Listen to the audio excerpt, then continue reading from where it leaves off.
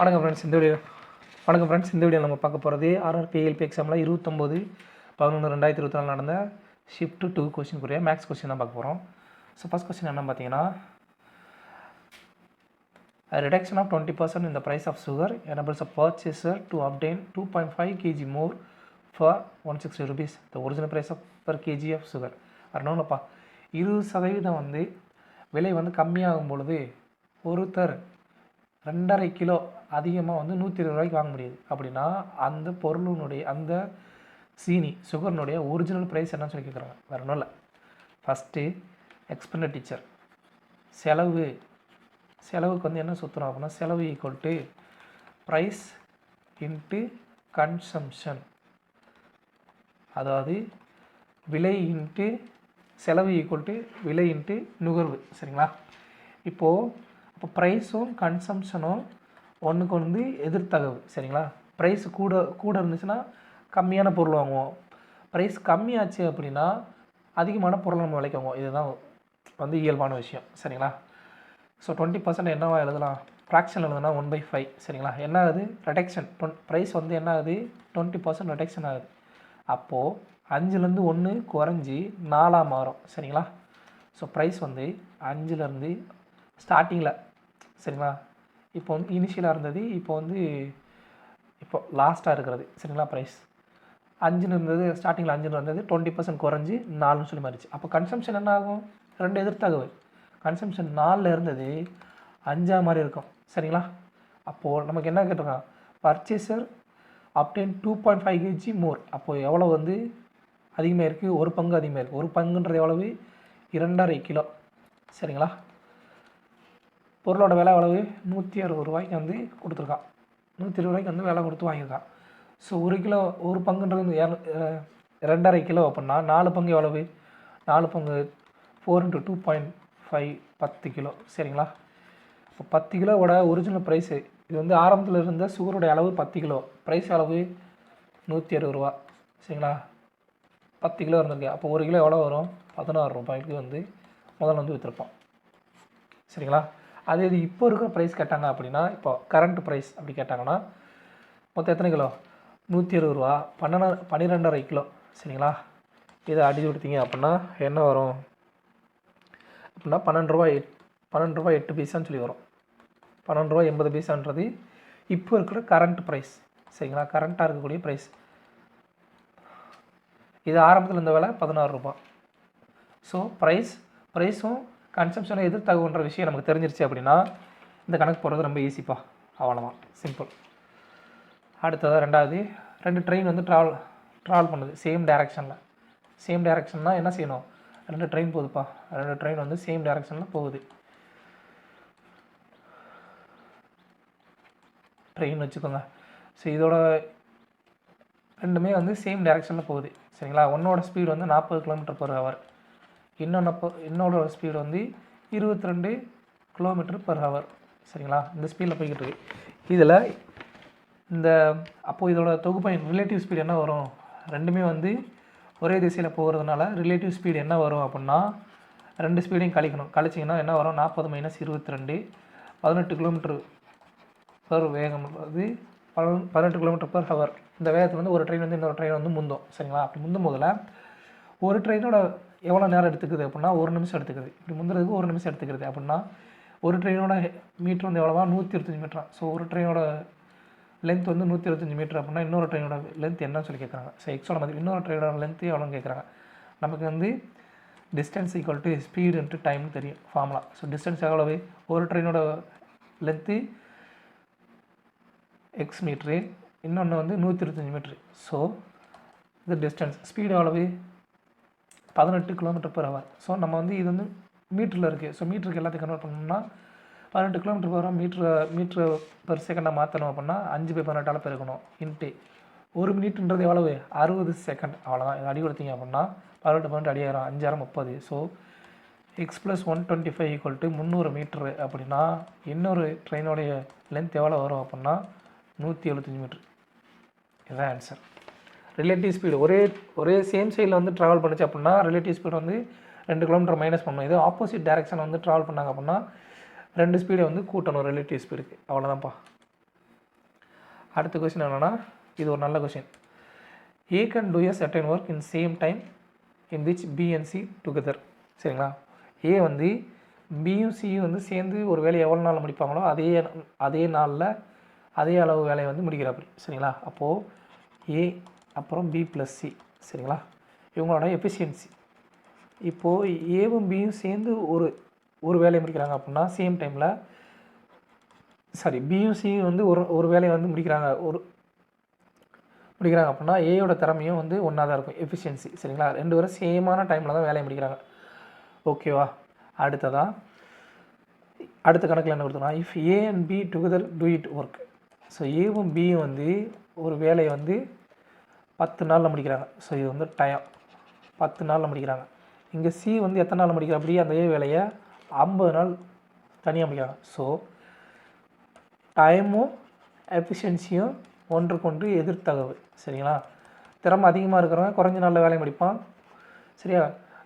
திறமை கம்மியாக இருக்கிறவங்க அதிக நாளில் வேலையை முடிப்பான். சரிங்களா? அப்போ எஃபிஷியன்சி இதோட ரேஷியோ என்ன வரும், எஃபிஷியன்சி ரேஷியோ என்ன வரும் அப்படின்னா ஏபி சேர்ந்து 5, சியோட மதிப்பு 1ன்னு வரும். ஸோ இவங்க ஏபிசியோட டோட்டல் எஃபிஷியன்சி ஆகுது. ஏபிசியோடைய டோட்டல் எஃபிஷியன்சி என்ன அப்படின்னா 6. சரிங்களா? கணக்குப்படி 6. ஏன்னா 5 கூட்டல் 1 5, 5 கூட்டல் 1 6. இந்த ரெண்டையும் சேர்த்திங்கன்னா 6. அப்படின்னா இப்போது இந்த இவருக்கு வந்து 1 இவருக்கு 1 மொத்தம் 2. அப்போது பிசியோட எஃபிஷியன்சி 3ன்னு இருக்கும், ஏவோட எஃபிஷியன்சி 3ன்னு சொல்லியிருக்கோம். ஸோ நம்ம கணக்கில் வந்து என்ன கொடுத்துட்டா, இப்போது இவங்களோட தனிப்பட்ட எஃபிஷியன்சி கண்டுபிடிச்சா ஏவோட எஃபிஷியன்சி நமக்கு தெரியும், சியோட எஃபிஷியன்சி தெரியும். சியோட எஃபிஷியன்சி 1. சரிங்களா?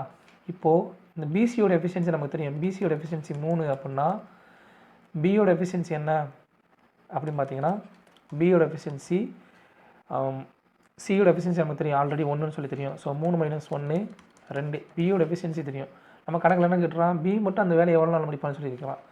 ஸோ இப்போது 3 பேரோட எஃபிஷியன்சி தனித்தனியாக தெரியும். நமக்கு வந்து இப்போ டோட்டல் ஒர்க்கு தேவை. டோட்டல் ஒர்க் தெரிஞ்சுன்னா இந்த பியோட எஃபிஷியன்சியை வச்சு நம்ம வகுத்தோம் அப்படின்னா நம்பர் ஆஃப் டேஸ் எவ்வளோ நாளில் முடிப்பாருன்னு சொல்லி நம்ம கண்டுபிடிச்சிடலாம். டோட்டல் ஒர்க் என்ன, ஸோ சி வந்து அந்த வேலையை 50 நாள் முடிக்கிற அப்படி. சரிங்களா? 50 × அவரோட எஃபிஷியன்சி எவ்வளவு 1. 50 × 1 தான் டோட்டல் ஒர்க்கு. இப்போது நமக்கு வந்து என்ன தேவை, பி வந்து எத்தனை நாள் முடிப்பான்னு சொல்லி கேட்குறான். ஸோ டோட்டல் ஒர்க் அப்பான் பியோட எஃபிஷியன்சி. டோட்டல் ஒர்க் எவ்வளவு 50. பியோட எஃபிஷியன்சி எவ்வளவு 2. ஸோ அவுத்திங்க அப்படின்னா 25 நாளில் வந்து அந்த வேலையை முடிப்பா. அப்படி ரொம்ப சிம்பிள். இவ்வளோதாங்க. ஃபஸ்ட்டு ஏவும் பியும் வந்து எவ்வளோ பியும் சியும் சேர்ந்து எவ்வளோ நாள் வேலை முடிப்பாங்களோ அதே நாட்களில் ஏ வந்து வேலை முடிப்பார். அப்படின்னா 2 பேருடைய திறன் வந்து ஈக்குவலாக இருக்குன்னு தான் அர்த்தம். சரியா? அதுக்கப்புறம் ஏவும் பியும் சேர்ந்து ஒரு வேலையை 10 நாள் முடிக்கிறாங்க, சி வந்து 50 நாள் முடிக்கிறாங்க. அவங்களோட இது வந்து டயத்தோட ரேஷியோ. அப்போ அவங்களோட எஃபிஷியன்சி ரேஷியோ 5:1 சொல்லி வரும். அப்போ 3 பேருடைய ஏபிசி இந்த 3 பேரோட எஃபிஷியன்சி எவ்வளோ இருக்குன்னா 5 கூட்டல் 1 6. அதுக்கப்புறம் ஸோ இவங்க 3 பேரோட எஃபிஷியன்சி 6 அப்படின்னா இவங்களோட ஆல்ரெடி எஃபிஷியன்சி 1:1 சொல்லி இருந்திருக்கு. அப்படின்னா பிசி 3 பங்கு எஃபிஷியன்சியாக இருக்கும், ஏவோட எஃபிஷியன்சி 3ஆக இருக்கும். பிசியோட மதிப்பு 3. இங்கே ஆல்ரெடி வந்து சியோட மதிப்பு தெரியும், புட் பண்ணிங்க அப்படின்னா பியோட மதிப்பு நமக்கு கிடைச்சிடும். அடுத்து டோட்டல் ஒர்க் வந்து இந்த ஃபார்முலாவில் 50 × 1 போட போகிறோம். அடுத்து பியோட எஃபிஷியன்சியை வச்சு நம்ம வந்து days number of days 25 days சொல்லி கண்டுபிடிக்கிறோம். அடுத்துக்காக corresponding side of 2 similar triangle கொடுத்துட்டாங்கப்பா. 2 சிமிலர் ட்ரையாங்கல் அப்படின்னா அதனோட ஏரியாவுக்கு 2 சிமிலர் ட்ரையாங்கல் அப்படின்னா அதனோட ஏரியாவுக்கு பரப்பளவு என்ன அப்படின்னா சைடுனுடைய கரஸ்பாண்டிங் சைடுனுடைய ஸ்கொயர்ஸ் வந்து அதனுடைய ஏரியாவாக இருக்கும், அந்த ட்ரையாங்கலோடைய ஏரியாவாக இருக்கும். Area of ABC upon area of டிஇஎஃப்னு வச்சுக்கலாம். முக்கோணம் இது ஏபிசின்னு சொல்லி வச்சுக்கோங்க. இதுதான் வந்து ஃபார்முலா டிஇஎஃப்.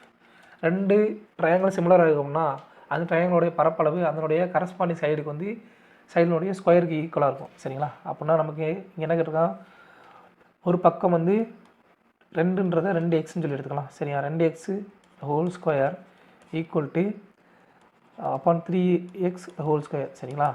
இந்த ஏரியா ஆஃப் ஸ்மாலர் ட்ரையாங்கல் வந்து இந்த 2x அதோடைய மதிப்பு எவ்வளோவா 36. அப்படின்னா பெரிய ட்ரையாங்கலோட மதிப்பு எவ்வளோன்னு சொல்லி கேட்குறான், ஏரியாவோட மதிப்பு எவ்வளோ கேட்குறான். எக்ஸ் இது வந்து நம்ம ஏன்னு வச்சுக்கிறோம், பெரிய ட்ரையாங்கலோட மதிப்பு ஏன்னு வச்சுக்கிறோம். ஸோ ஈக்குவல் டு என்ன வரும் 4x² equal to 36 upon 9x² equal to ஏ அடி கொடுத்தீங்க அப்படின்னா 9. ஸோ எக்ஸ் ஸ்கொயரோட மதிப்பு 9 அப்படின்னா 9 எக்ஸ் ஸ்கொயரோட மதிப்பு என்ன? 9 × 9 81 சென்டிமீட்டர் ஸ்கொயர். அவ்வளோதான், சிம்பிள்.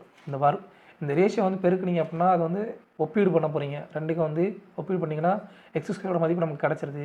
அதுக்கப்புறம் எக்ஸ் ஸ்கொயர் நமக்கு தேவையான என்ன? ஏ தான் தேவை. ஏவோட மதிப்பு 9 எக்ஸ் ஸ்கொயர். ஸோ 9 புட் பண்ணிங்க அப்படின்னா 81 ஸ்கொயர் மீட்டர் கிடைக்கும்.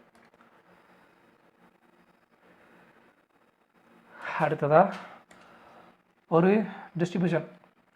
டிஸ்ட்ரிபியூஷனில் அதனுடைய மீன் இடைநிலை கொடுத்துட்டாங்க.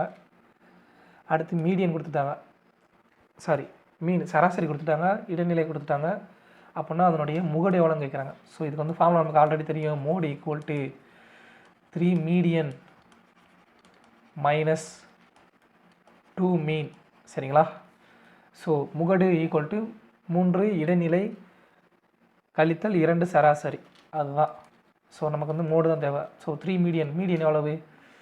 மீடியன் 11, 3 × 11 மைனஸ் 2 × மீன் 8.73 இது பெருக்குனீங்க அப்படின்னா 33 மைனஸ் 8 16 17.46 சொல்லி வரும். ஸோ இது ரவுண்டாக 18ன்னு எடுத்துக்கிட்டிங்கன்னா 33லேருந்து கழிச்சிங்க அப்படின்னா 15 சம்திங்னு வரும்.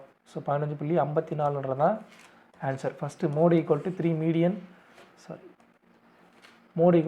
மீடியன் மைனஸ் 2 மீன்ற ஃபார்முலா தெரிஞ்சால் தான் அந்த கணக்கை போட முடியும். ஸோ அந்த ஃபார்முலா தெரிஞ்சுக்கோங்க.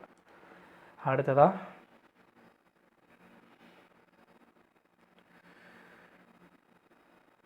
அடுத்த கணக்கு எவாலுவேட். இதெல்லாம் நீங்களே போட்டுடலாம். So 20/4 5 19 minus 5 14. அடுத்ததாக ஒரு அமௌண்ட் வந்து 2 ஃப்ரெண்ட்ஸ்க்கு இடையில் 4:7 விகிதத்தில் பிரிக்கப்படுது. சரிங்களா? அப்போ 4x இன்னொன்று 7x அப்படின்ற விகிதத்தில் வந்து அமௌண்ட் பிரிக்கப்படுது. இதில் வந்து செகண்ட் பார்ட் வந்து ஃபஸ்ட்டு பார்ட்டை விட 6 ரூபா கூட சொல்லி கொடுத்துட்டாங்க. ஸோ செகண்ட் பார்ட் வந்து ஃபஸ்ட்டு பார்ட்டை விட எவ்வளோ கூடையா? 6 ரூபா கூடையா? அப்படின்னா இவங்க 2 பேத்துக்குள்ள அமௌண்ட் டிஃப்ரென்ஸ் எவ்வளோன்னு சொல்லி கேட்குறாங்க. ஏங்க செகண்ட் பார்ட்டு ஃபஸ்ட்டு பார்ட்டை விட 6 ரூபா கூட அப்படின்னா அதுதான் அவங்க 2 பேத்துக்குள்ள டிஃப்ரென்ஸ், 6 ரூபா. சிம்பிள்.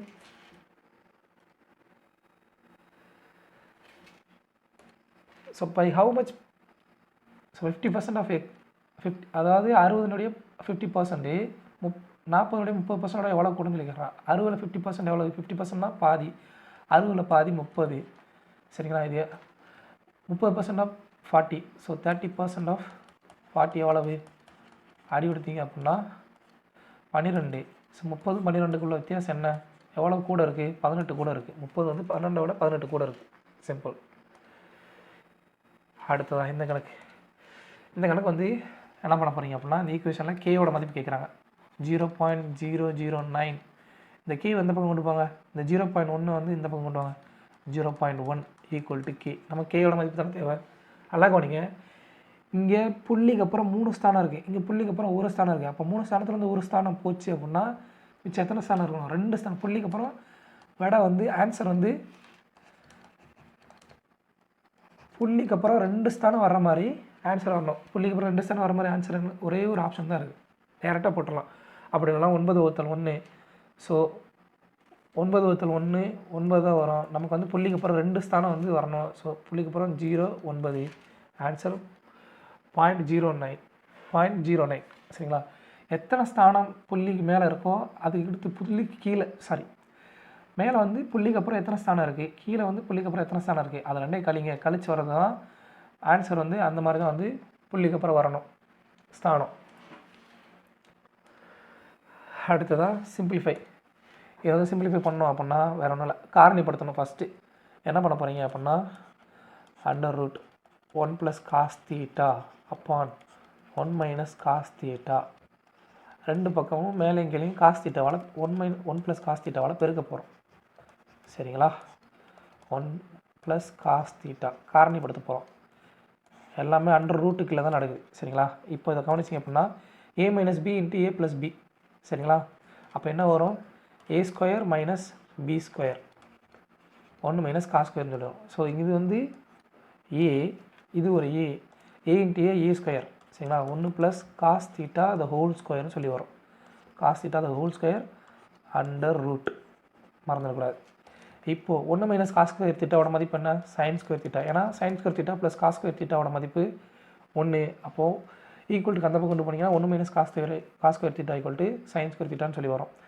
இப்போ 1 plus cos theta the whole square upon root square root. இப்போது இங்கேயும் ஸ்கொயர் இங்கேயும் ஸ்கொயர் இங்கே ரூட்டு அடி கொடுத்தோம் அப்படின்னா ரூட்டிலேருந்து வெளியே எடுத்தோம் அப்படின்னா 1 upon cos theta upon sine தீட்டான்னு சொல்லி வரும். சரிங்களா? ரூட்டை விட்டு வெளியே எடுத்திங்கன்னா ஸோ இதை வந்து அப்படி பிரிச்சிடலாம். 1 upon sine theta plus cos theta upon sine theta. இதை சுருக்கினீங்கன்னா 1 பை சைன் தீட்டா என்ன? Cosecant theta. Cos theta upon sine theta என்ன? Cot theta. So cosecant theta plus cot தீட்டான்றதான் ஆன்சர். இந்த மாதிரி காரணிப்படுத்தினீங்க அப்படின்னா உங்களுக்கு ஆன்சர் கிடைக்கும். இந்த மாதிரி கொஷின் வந்து நிறையா வந்து ரயில்வே கொஷினில் வந்து கேட்பாங்க. இதே மாதிரி 1 plus sine theta 1 minus sine theta கொடுப்பாங்க. அந்த மாதிரி கணக்கு வரும். ஸோ இதெல்லாம் வந்து நல்லா படிச்சுக்கோங்க. இது வந்து ரிப்பீட்டட் கொஷின்யா. அடுத்த கொஷின், ஒரு ஃப்ரூட் செல்லர் வந்து அவர் வந்து கொஞ்சம் ஆப்பிள் இருக்குது. அதில் வந்து 40% வந்து அவர் சேல் பண்ணார். சேல் பண்ணது போக மீதி 240 ஆப்பிள் இருக்குது. அப்படின்னா மொத்தம் அவர்கிட்ட ஒரிஜினலாக எவ்வளோ கேட்குறாங்க? 40% வந்து வித்தாச்சு. அப்போ மிச்சம் எவ்வளோ இருக்கும்? அவர்கிட்ட 60% தான் இருக்கும் மிச்சம். அந்த 60% அவர் மதிப்பு என்ன? 240. அப்போது நமக்கு தேவை என்ன? 100% ஆப்பிள் தான் தேவை. ஸோ 1% எவ்வளோ வரும்? 60 1%னா 40 வரும். சாரி 4 வரும். 1% வந்து 4ன்னு சொல்லி வரும். 60 அடி எடுத்தீங்கன்னா 1% 4ன்னு சொல்லி வரும். ஸோ 100% நமக்கு தேவையானது 400 பழங்கள். ஆரம்பத்தில் வந்து அவர் வந்து வச்சுருந்துப்பார். அடுத்த கணக்கு, 2 சக்ஸஸிவ் டிஸ்கவுண்ட். சக்ஸஸிவ் டிஸ்கவுண்ட் வந்து சிங்கிள் டிஸ்கவுண்ட்டை மாற்ற சொல்லி கேட்குறாங்க. ஸோ இதுக்கு ஃபார்முலா என்ன? A + B - AB upon 100. 2 successive discount கொடுத்து ஒரு சிங்கிள் டிஸ்கவுண்ட் கேட்டாங்கன்னா ஃபார்முலா இதுதான். ஸோ A என்ன? 25 10 - 25 × 10 upon 100 அடி கொடுத்தீங்க அப்படின்னா என்ன வரும் அப்படின்னா 35 - 250 / 100 2.5. ஆன்சர் 32.5%. அடுத்ததான் இந்த கணக்கு நல்ல கணக்குப்பா. ஒரு சுவர் இருக்குது. அந்த சுவனுடைய கொள்ளளவு எவ்வளோவா? 12.8 கியூபிக் மீட்டராம். அதுக்கப்புறம் அந்த சுவரில் என்னென்ன இருக்கும்? லென்த் இருக்கும், பிரெத் இருக்கும், அப்புறம் ஹைட் இருக்கும். 3 இருக்கும். நீளம், அகலம், அப்புறம் உயரம் இருக்குது. இதனுடைய 5 times as broad. The volume of wall is 5 times as high as its broad. அதனுடைய அகலத்தை விட அதனுடைய உயரம் என்னவாக இருக்கான்? 5 மடங்கு அதிகமாக இருக்கான். அதே நேரத்தில் அதனுடைய உயரம் வந்து அதனுடைய நீளத்தை விட 8 மடங்கு அதிகமாக இருக்கான். சாரி, அதனுடைய நீளம் அதனுடைய உயரத்தை விட 8 மடங்கு அதிகமாக இருக்கான். ஸோ ஃபஸ்ட்டு அகலத்தை வந்து பீன்னு எடுத்துக்கிறோம். அப்படின்னா ஹைட் வந்து என்ன வரும்? ஹைட் என்ன வரும்? சாரி, அகலத்தை வந்து எக்ஸ்ன்னு எடுத்துக்கிறோம். அப்போ தான் குழப்பாது. ஸோ அகலம் வந்து எக்ஸ்ன்னு எடுத்துக்கிட்டோம் அப்படின்னா அதோட ஹைட் என்னவா? 5 மடங்கு இருக்கான். அப்போ அகலம் எக்ஸ் அப்படின்னா ஹைட் என்ன வரும்? 5x. சரிங்களா? இப்போது அதனுடைய நீளம், அந்த சுவருடைய நீளம் என்னவாக இருக்கா? அந்த ஹைட்டு போல் 8 மடங்கா. ஹைட் அளவு 5x, அது வந்து 8 மடங்கு ஆக்குனீங்க அப்படின்னா 40x. அவ்வளோதாங்க. இப்போது இந்த சுவருடைய கொள்ளளவு எவ்வளோ இருக்கும்? Volume L × B × H. இதுதான் வந்து இந்த சுவரனுடைய கொள்ளளவாக இருக்கும். அதோட மதிப்பு எவ்வளோவா? 12.8 கியூபிக் மீட்டர் ஆகும். சரியா? 12.8 கியூபிக் மீட்டர். அது ரெண்டாக போட்டுக்கலாம். ஸோ சுவருடைய கொள்ளளவு 40, நீளம் எவ்வளோ? 40x × அகலம் x, அடுத்து உயரம் 5x = 12.8 மீட்டர் கியூப்பாக. சரிங்களா? இதை பெருக்குனீங்க அப்படின்னா 200x³ = 12.8 மீட்டர் கியூப்னு சொல்லி வரும். 12.8 மீட்டர் கியூப். ஸோ அடி கொடுத்தீங்க அப்படின்னா x³ = 12.8. ஸோ 12.8 எப்படி எழுதலாம்? 10ன்னு சொல்லலாம். 128 / 10ன்னு எழுதலாம். ஏன்னா புள்ளியில் இருந்துச்சுன்னா நம்மளால் செய்கிறது கொஞ்சம் கஷ்டமாக இருக்கும். ஸோ 128 × 10 / 10 × 200. இங்கிட்ட இருக்க 200 அந்த பக்கம் போகுது. அவ்வளோதான். ஸோ அடி கொடுத்தீங்க அப்படின்னா 2ஆல் அடி எடுத்திங்கன்னா 64. ஸோ x³ வேல்யூ என்ன? 64 / 1000 மீட்டர் கியூப். சரிங்களா? இது வந்து எக்ஸோட வேல்யூ என்ன வரும்? ரெண்டு பக்கமும் கியூப் ரூட் எடுத்திங்கன்னா 4/10ன்னு சொல்லி வரும். 4 கியூப்பு 64, 10 கியூப்பு 1000. சரிங்களா? அவ்வளோதான். ஸோ எக்ஸோட மதிப்பு என்ன? 4/10 மீட்டர். நமக்கு என்ன கேட்டிருக்காங்க கணக்கில்? அதனுடைய பிரெத்து கேட்குறான், அந்த சுவனுடைய அகலம் கேட்குறான். சுவனுடைய அகலத்தோட மதிப்பு என்ன? எக்ஸ் தான். எக்ஸ் நம்ம ஆல்ரெடி கண்டுபிடிச்சோம். ஸோ 0.4 மீட்டர்னு சொல்லி வரும். 0.4 மீட்டர் இருக்கா? 0.4 மீட்டர் இல்லை, ஆனால் 40 சென்டிமீட்டர் இருக்குது. ஸோ 100 சென்டிமீட்டரில் கன்வெர்ட் பண்ணால் 100 பெருக்கணும். 1 மீட்டர் 100 சென்டிமீட்ரு. ஸோ அடி கொடுத்தீங்க அப்படின்னா 40 சென்டிமீட்டர் தான் ஆன்சர். ஃபஸ்ட்டு கணக்கில் என்ன கொடுத்துருக்கன்றதை நல்லா ரீட் பண்ணுங்கள். ஸோ இதில் குழப்பறது என்ன அப்படின்னா, இந்த வால்யூம் ஆஃப் த வால், சரிங்களா, இந்த இடத்துலேருந்து இந்த இடம் வரைக்கும் ஸ்கிப் பண்ணிக்கோங்க. ஸ்கிப் பண்ணிவிட்டு இந்த volume of wall 12.8 cubic metres, இது வந்து கணக்கில் கொடுத்தது. அடுத்து இந்த இதுக்குள்ளே இருக்கிறத பொறுமையாக வாசித்தீங்க அப்படின்னா அந்த கணக்கு புரியும். அப்படி இல்லைன்னா அந்த கணக்கு வந்து ரொம்ப குழப்பம். ஸோ இப்போ தான் இப்போ கான்செப்ட்.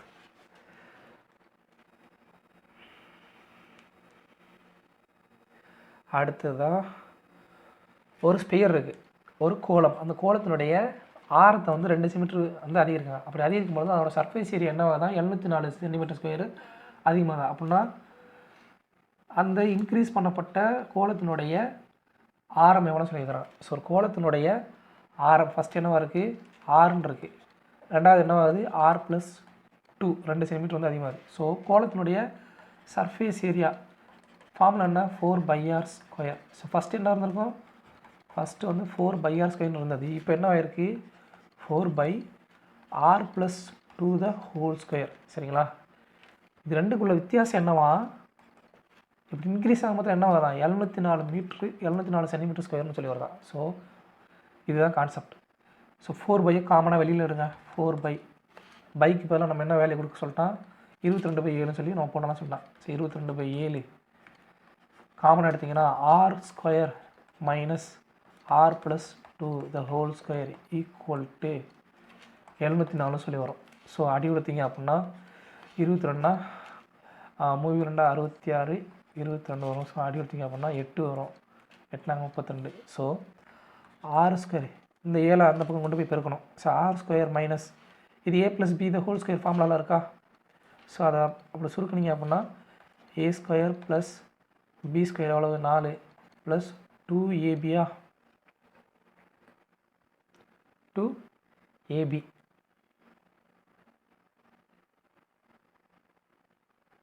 So 2ab 2 × 2 4r. சரிங்களா? அவ்வளோதான். ஈக்குவல் டு மதிப்பு என்ன? r² - r² - 4 - 4r = என்ன வரும்? ஈக்குவல் டு இந்த 8 அந்த பக்கம் போய் பெருக்குவோம். 8ஓட இந்த 7 பெருக்குவோம். 8 7 56. சரிங்களா? இப்போ r² + r² + r² -r² அடியாயிரும். அடுத்து -4r = 56 சொல்லி வரும். ஸோ 4r அந்த பக்கம் கொண்டு போனீங்க அப்படின்னா 4r = இங்கிட்டு இருக்கிறது வரும் -4r. எஸ் 4r = என்ன வரும்? 50 சாரி மைனஸ் இந்த மைனஸ் ப்ளஸ் ஓகே. 4r = என்ன வரும்? 56 -4 அங்கிட்டு போகும்போதுன்னா 60 வரும். சாரி இல்லை எந்த இடத்துல தப்பு பண்ணுறேன்? ஒரு நிமிஷம் போடுங்க. 613 தானே வரும் மதிப்பு.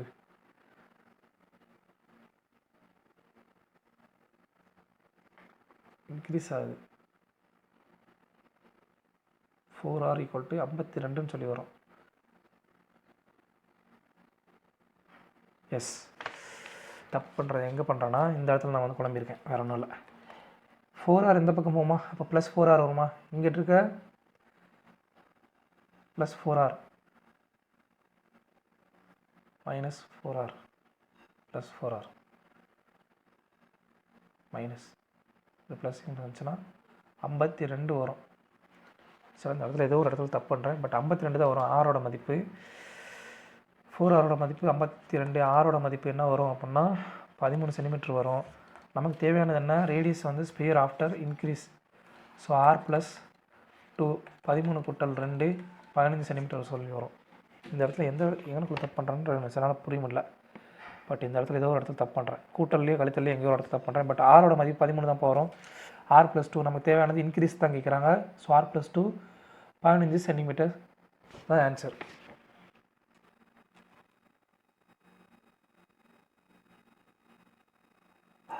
அடுத்த கணக்கு, ஒரு எலெக்ஷன் நடக்குது. அந்த எலெக்ஷனில் வந்து 70% ஓட்டு வந்து போடுறாங்க. அடுத்து 2% ஓட்டு வந்து இன்வேலிட் ஆகிடுது. அப்புறம் அந்த கேண்டிடேட் வந்து அந்த வேலிட் ஓட்டில் 75% வாங்குறாரு. அதோட மதிப்பு 9261, 9261. அப்படின்னா டோட்டலாக வந்து அந்த எலெக்ஷன் வந்து எவ்வளோ ஓட்டர்ஸ் வந்து இருந்தாங்கன்னு சொல்லி கேட்குறான். ஸோ டோட்டலாக அந்த எலெக்ஷனோட ஓட்டர்ஸோட மதிப்பு எக்ஸ்ன்னு வச்சுக்கலாம். ஸோ எக்ஸ் வந்து டோட்டல் நம்பர் ஆஃப் ஓட்டர்ஸ், சரியா? அதில் வந்து எவ்வளோ ஓட்டு போகிறாங்க? 75% தான் ஓட்டு போகிறாங்க. ஸோ 75%ன்றது 75% வந்து பின்னத்தில் கன்வெர்ட் பண்ணிங்க அப்படின்னா 3/4. ஸோ இதுதான் வந்து ஓட்டு போட்டவங்க மொத்த ஓட்டர்கள் எண்ணிக்கை. அதில் ஓட்டு போட்டவங்களோட எண்ணிக்கை x × 3/4, சரிங்களா? இப்போ 2% of the voters cast their declared invalid. 2% vote வந்து இன்வேலிட்னு சொல்லிட்டாங்க. அப்போது வேலிட் ஓட்டு எவ்வளவு? 98% இருக்குமா? 98% வந்து வேலிட் ஓட்டாக இருக்குமா? 2% இன்வேலிட் அப்படின்னா 98% வந்து போட்டவங்கள ஓட்டு போலான ஓட்டில் வந்து 98% வந்து வேலிட் ஓட்டுன்னு சொல்லிவிட்டாங்க, ரைட்? அடுத்ததாக அந்த கேண்டிடேட் வந்து 9261 ஓட்டு வாங்குறாரு. அது வந்து என்னவா? 75% of valid vote. So valid vote என்ன? இப்போ வந்து ஓட்டு போட்டவங்க இவ்வளோ பேர், அதில் வேலிட் ஓட் என்ன? இன்ட்டு 98/100, சரிங்களா? இந்த வேலிட் ஓட்டில் 75% வந்து அவர் ஆகியிருக்காராம். 75%, 3/4. இதோட மதிப்பு எவ்வளவா? 9261, சரிங்களா? இதை சுருக்கினீங்க அப்படின்னா எக்ஸ் ஈக்குவல் டு இங்கே 49 வரும், இங்கே 50 வரும், சரிங்களா? அப்போது அடி எடுத்திங்க அப்படின்னா இதை வந்து எப்படி பிரிக்கலாம்? இங்கே பாருங்கள், 9261 என்னவா பிரிக்கலாம் அப்படின்னா 21 கியூப். ஸோ 21 × 21 × 21 போட்டுக்கோங்க. ஸோ இங்கே 3 × 7, இந்த 49 7 × 7 பிரிக்கிறோம். × 7 × 3 வகுத்தல் 4 4 200, 200 × 800, 800, சரிங்களா? கீழே 800ன்னு இருக்குது. ஸோ அடி எடுத்திங்க அப்படின்னா 3/21க்கு 21 அடி ஆயிரும். அடுத்து 3/21க்கு 21 அடி ஆயிரும். ஸோ எக்ஸோட மதிப்பு என்ன வரும் அப்படின்னா 21 × 800 ஈக்குவல் டு 16,800 பேர் வந்து ஆக்சுவலாக வந்து அந்த எலெக்ஷனில் வந்து என்ரோல் ஆகிருப்பாங்க. அவ்வளோதான் எக்ஸோட மதிப்பு. எக்ஸோட மதிப்பு அந்த டோட்டல் ஓட்டர்ஸோட எண்ணிக்கை. எக்ஸோட மதிப்பு நம்ம கண்டுபிடிச்சோம். ஃபஸ்ட்டு எக்ஸில் டோட்டல் ஓட்டர்ஸில் 75% தான் ஓட்டு போடுறாங்க, சரிங்களா? ஃபஸ்ட்டு கண்டுபிடிச்சது. ரெண்டாவது வந்து 28% வந்து வேலிட், 2% வந்து இன்வேலிட் ஓட்டா. அப்போ ரிமைனிங் வேலிட் ஓட்டு என்ன? 98/100. இந்த வேலிட் ஓட்டில் 75% வாங்கி ஒருத்தர் வந்து ஜெயிக்கிறாரு. ஸோ வேலிட் ஓட்டில் 75% 3/4. இதோட மதிப்பு 9261. அது சுருக்குனீங்க அப்படின்னா கடைசி நம்ம கிடைக்கிறது எக்ஸோட மதிப்பு 16,800. சிம்பிள். அடுத்ததான் இந்த கணக்கு. இது பார்க்குறதுக்கு பெருசாக இருக்கும், பட் ரொம்ப simple. a + b × a - b equal to a² - b². இந்த ஃபார்முலா தான்ப்பா, வரணும்ல. இது வந்து 10,000 - 8 சொல்லி எடுக்கலாமா? இந்த 9,992. அடுத்து இது என்ன எடுக்கலாம்? 10,000 + 8ன்னு சொல்லி எடுக்கலாமா? ஸோ இது ரெண்டையும் இருக்குனீங்கன்னா 10,000². 10,000² எவ்வளவு? இருக்கிற சைவரை போகிறோம் அப்படி டபுளாக போட்டுருங்க. இங்கே 4 சைவர் இருக்குன்னா இன்னும் 4 சைவர் போட்டுக்கோங்க. -8² எவ்வளவு? 64. ஸோ இந்த 64 கழிச்சிங்க அப்படின்னா -64 கழிச்சிங்க அப்படின்னா இங்கே 9 வரும். அடுத்து ஒரு 9, 9, 9, 9, 9, இங்கே ஒரு 9, இங்கே 10, சரிங்களா? அப்போ 6, 3, 1, 2, 3, 4, 5, 6, மொத்தம் 8 ஸ்தானம் இருக்கணும். ஆன்சர் இதுதான். அடுத்ததாக எக்ஸோட மதிப்பு கொடுத்தாங்க, ஒய்யோட மதிப்பு கொடுத்தாங்க. அப்போ x - y அப்புறம் x + y உடைய விகிதம் எவ்வளோ கேட்குறாங்க. இப்போ இங்கே இது எக்ஸோட மதிப்பு என்ன? 8. ஒய்யோட மதிப்பு 3. அவ்வளோதான். x - y எவ்வளவு? 8லேருந்து 3 கழிச்சிங்கன்னா 5. x + y யோட மதிப்பு என்ன? 8 × 3 11. 5:11 தான் ஆன்சர். அடுத்த கொஸ்டின், ஒரு டேபிள் கொடுத்துருக்காங்க. அந்த டேபிள் வந்து டிஃப்ரெண்ட் ஆர்டிகல்ஸ் x1 y வந்து 2019 2021 சேல் பண்ணது கொடுத்துருக்காங்க, சரிங்களா? இப்போ what is the absolute difference between the number of article X sold in year 2009 2020 2019 2020 X article வந்து எவ்வளோ வந்து விற்றுருக்காங்களோ அதில் வித்தியாசம் எவ்வளோ சொல்லியிருக்காங்க. ரெண்டுக்கு வித்தியாசம் எவ்வளவு 15 முடிஞ்சு. அடுத்த கணக்கு இந்த டேபிள் கொடுத்துருக்காங்க இல்லையா, இதனுடைய சராசரி கேட்குறாங்க. சராசரி கேட்குறதுனா முதல்ல என்ன, ஃபஸ்ட் வந்து டோட்டல் வேல்யூ தெரியணும். Total value upon total terms. இங்கே ஒன்லி நம்பர் ஆஃப் ஸ்டூடெண்ட்ஸ் தான் தெரியும், இதுதான் டேர்ம்ஸ். ஆனால் டோட்டல் வேல்யூ தெரியுமா, தெரியாது. ஸோ டோட்டல் வேல்யூ தெரியணும்னா என்ன பண்ணணும் அப்படின்னா, இது வந்து number of terms. Total value தெரியணும்னா இதை அப்படி பெருக்குனிங்க அப்படின்னா டோட்டல் வேல்யூ தெரிஞ்சிடும். ஸோ 5 × 25 125. அடுத்து 6 30 180. ஸோ 105. அடுத்து 40. இது எல்லாத்தையும் கூட்டினீங்க அப்படின்னா அவங்க வாங்கின மொத்த மார்க் எவ்வளோ தெரியும். 5 ஸ்டூடெண்ட் 25 மார்க், ஒவ்வொருத்தரும் 25 மார்க் வாங்குறான். ஸோ டோட்டல் வேல்யூ எவ்வளவு, இதை மொத்தம் கூட்டினீங்கன்னா 450 டோட்டல் மார்க். சரிங்களா. இப்போ நமக்கு என்ன தெரியணும், மீன் ஆவரேஜ் தான் தெரியும். ஸோ டோட்டல் வேல்யூ எவ்வளவு 450. மொத்த ஸ்டூடெண்ட்ஸ் எவ்வளவு 9 10 15. டோட்டல் வந்து 15 ஸ்டூடெண்ட்ஸ். ஸோ 15 அடி கொடுத்தீங்க அப்படின்னா 30 தான் சராசரி. அடுத்ததாக இந்த கணக்கு ஆல்ரெடி ஏற்கனவே பார்த்த கணக்கு தான், நேற்று வீடியோவில் பார்த்துருந்தோம். அர்ணாப் வந்து 9 ஆரஞ்சு அப்புறம் 8 வாழைப்பழத்தை வந்து 276 வாங்குறாரு. அப்புறம் அந்த ஆரஞ்சோட விலையை வந்து 10% குறைக்கிறாங்க. குறைச்சதுக்கப்புறம் பனானா விலையும் சேமாக இருக்குது. இப்போ 5 ஆரஞ்சு 10 பனானா விற்கும் போதில் 210 ரூபாய்க்கு விற்கிறாங்க. அப்படின்னா ஒரிஜினல் காஸ்ட்டில் 4 ஆரஞ்சும் 3 பனானாவும் எவ்வளோன்னு சொல்லி கேட்குறாங்க. வேறு ஒன்றும் இல்லை. ஃபஸ்ட்டு எவ்வளவு 9 ஆரஞ்சு வந்து எக்ஸ்னு எடுத்துக்கிறோம், பனானா வந்து பின்னு எடுத்துக்கிறோம். சரிங்களா. 9 ஆரஞ்சு அப்புறம் 8 வாழைப்பழம், இது வந்து இதோட விலை எவ்வளோவா 276 ரூபா. இது சமன்பாடு 1ன்னு சொல்லி வச்சுக்கோங்க, சிம்பிள். ரெண்டாவது ஆரஞ்சோட விலையை 10% குறைக்கிறாங்க. ஸோ முதல்ல 1 ரூபான்னு இருந்தது, இப்போ என்ன ஆகும் 90 பைசான்னு சொல்லி வரும். So 9x 0.9x. சரிங்களா. ஆரஞ்சோட விலை. இப்போ பனானாவோட விலை என்ன இருக்குது, அப்படியே சேமாக தான் இருக்குது. இப்போ எவ்வளோ விற்கிறாங்க, 5 ஆரஞ்சு பழம் அதோடு 10 வாழைப்பழத்தை விற்கிறாங்க. இதோட விலை எவ்வளவா 210 ரூபாயா. இது சமன்பாடு 2. இப்போ ஏதாவது ஒரு பொருளுடைய மதிப்பு வந்து சேம் ஆக்கிட்டோம் அப்படின்னா இன்னொரு பொருளோட விலை நம்மளால் கண்டுபிடிக்கணும். ஸோ சமன்பாடு 2 வந்து சரி உள்ளே கொண்டு போய் முதல்ல பெருக்குங்க. இது சமன்பாடு 2 வைக்க வேணாம். ஸோ பெருக்குனிங்க அப்படின்னா 4.5x + 10 பனானா = 210 ரூபான்னு சொல்லி வரும். இதை சமன்பாடு 2ன்னு வச்சுக்கோங்க. ஸோ இப்போது இந்த ஆரஞ்சினுடைய மதிப்பை வந்து உண்டாக்கிட்டோம் அப்படின்னா பனானாவோட விலையோட மதிப்பு நமக்கு கிடச்சிரும். ஸோ இந்த சமன்பாடு 2ஆல் பெருக்கிறோம், 2வது சமன்பாடு. அப்போ பெருக்குனிங்க அப்படின்னா என்ன கிடைக்கும் அப்படின்னா 9x + 20 பனானா = 420 ரூபா சொல்லி வரும். சரிங்களா. ஸோ இந்த சமன்பாடு 3 வச்சுக்கோங்க. இப்போ சமன்பாடு 3ஐயும் 3லேருந்து சமன்பாடு 1 கழிச்சிங்க அப்படின்னா நமக்கு என்ன கிடைக்கும் அப்படின்னா 9x 9x சரியாயிரும். ஸோ 20 பனானாலேருந்து எவ்வளோ 8 பனானா போச்சுன்னா 12 பனானா = எவ்வளோ வரும் 420 ரூபா. 24னா 300 ரூபா, 144 ரூபான்னு சொல்லி வரும். அப்போ ஒரு பனானாவோடைய விலை எவ்வளோ வரும், ஒரு பனானாவோட விலை 12 ரூபான்னு சொல்லி வரும். சரிங்களா. இப்போ பனானாவோட விலை கண்டுபிடிச்சாச்சு. இதை வந்து சமன்பாடு 1ல் வந்து புட் பண்ண போகிறோம். சமன்பாடு 1ல் போய் புட் பண்ணோம் அப்படின்னா 9x + 8 பனானாவோட விலை எவ்வளவு 8 × 12 = 276 ரூபா. ஸோ 8 பண்ணா 96. So 9x = 276 - 96. இதோட மதிப்பு எவ்வளவு 180. அடி கொடுத்தீங்க அப்படின்னா எக்ஸோட மதிப்பு என்ன வரும், அடி கொடுத்தீங்கன்னா 20ன்னு சொல்லி வரும். ஸோ எக்ஸோட மதிப்பு 20 ரூபா. அவ்வளோதான். ஆரஞ்சு பழத்தோட ஒரிஜினல் ப்ரைஸு 20 ரூபா, பனானாவுடைய ப்ரைஸு வாழைப்பழத்தோட ப்ரைஸு 11 ரூபா. அப்படின்னா நமக்கு தேவையானது என்ன, 4 ஆரஞ்சு பழம் 3 வாழைப்பழத்தினுடைய ஒரிஜினல் ப்ரைஸ் தான் கேட்குறாங்க. ஸோ 4 வாழைப்பழத்தோட மதிப்பு என்ன, 4 ஆரஞ்சு பழம் 4 ஆரஞ்சு பழம் 4 × 20 கூட்டல் 3 × பனானாவோட விலை 12 ரூபா கூட்டினீங்க அப்படின்னா 80 கூட்டல் 36 116 ரூபா ஆன்சர். சிம்பிள். ஃபஸ்ட்டு கொடுத்துருக்க சமன்பாடு எழுதுகிறோம், 2வது சமன்பாடில் விலையை குறைச்சி எழுதுகிறோம். அதுக்கடுத்து சமன்பாடை வந்து ஈக்குவலைஸ் பண்ணிட்டு 3வது சமன்பாடையும் 1வது சமன்பாடையும் கழிக்கிறோம். அப்படி கழிச்சப்போ நமக்கு கிடைக்கிற விலை என்னவோ பனானா விலை கிடச்சிருது. அதுக்கடுத்து பனானா விலை கிடச்சதுக்கப்புறம் இந்த விலையை கொண்டு போய் ஃபஸ்ட்டு சமன்பாடில் புட் பண்ணோம் அப்படின்னா ஆரஞ்சுடைய விலையும் கிடச்சிருது. அப்புறம் நமக்கு தேவையான வந்து நம்ம கண்டுபிடிச்சிடும். சிம்பிள். அடுத்ததாக எவ்வளவு வருடங்களில் 1500 ரூபா வந்து 2400 ரூபாயாக வந்து மாறும் 8% ரேட்டில் அப்படின்னு சொல்லி கேட்குறேன். 1500 ரூபா என்னது பிரின்சிபல், 2040 எவ்வளவு அமௌண்ட்டு. ஸோ வட்டி என்னவாக இருக்கும்?